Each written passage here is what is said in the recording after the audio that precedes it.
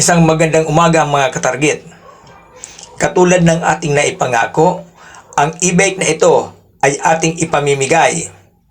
Shout out sa iyo, Catherine. Natatanggap ng e-bike na ito sa susunod na mga araw.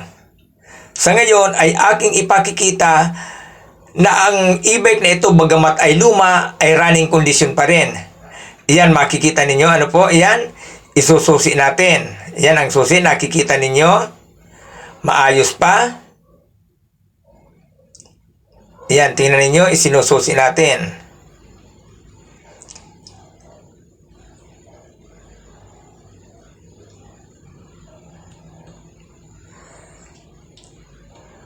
Kapag ating pinhit ito, ay okay na yan. Ang nagiging problema lamang nito sapagkat medyo luma na ay ang kanyang battery. Ngunit ito ay magagamit mo pa rin sa iyong pang-araw-araw na gawain. Muli, shout out sa iyo, Catherine. Mapalad ka at ikaw ang tatanggap ng e-bike na ito na aking ipinamimigay.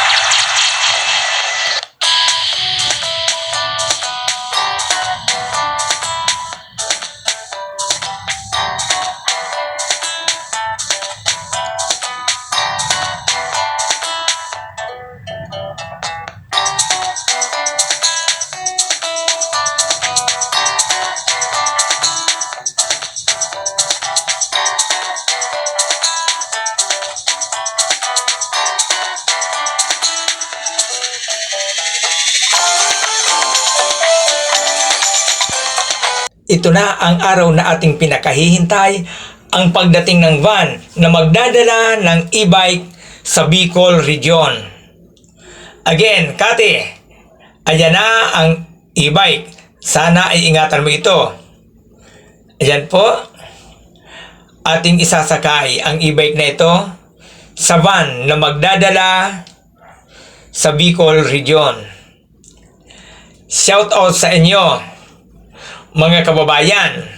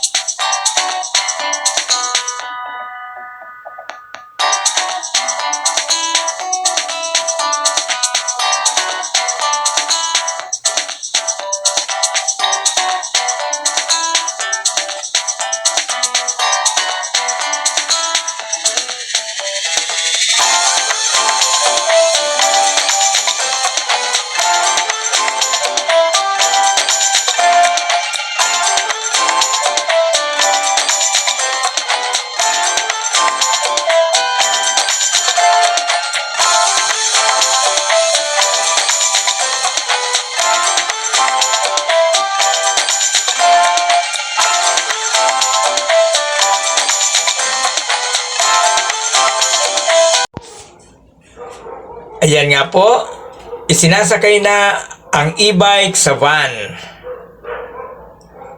Van na maghahatid kay Catherine ng e-bike. Shoutout sa iyo.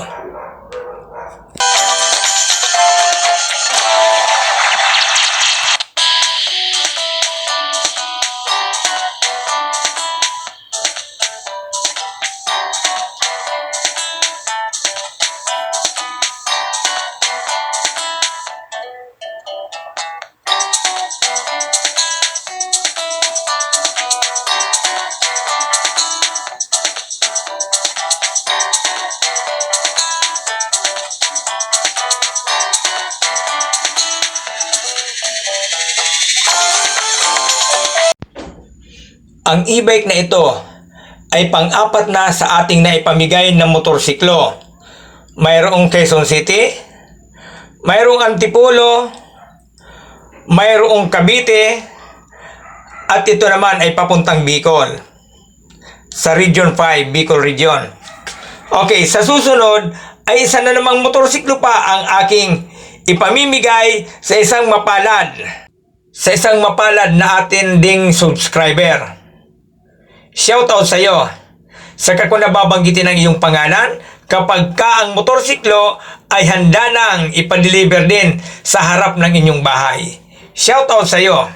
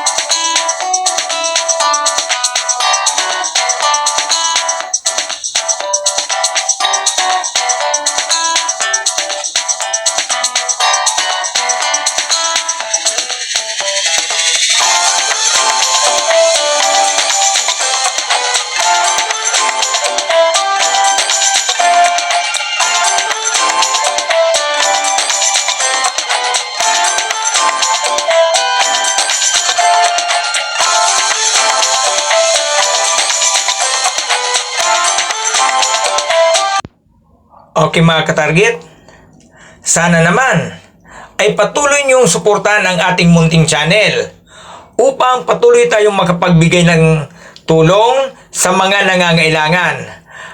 Ang motorsiklong ito ay ilan lamang sa mga ating naipangakong ipamimigay.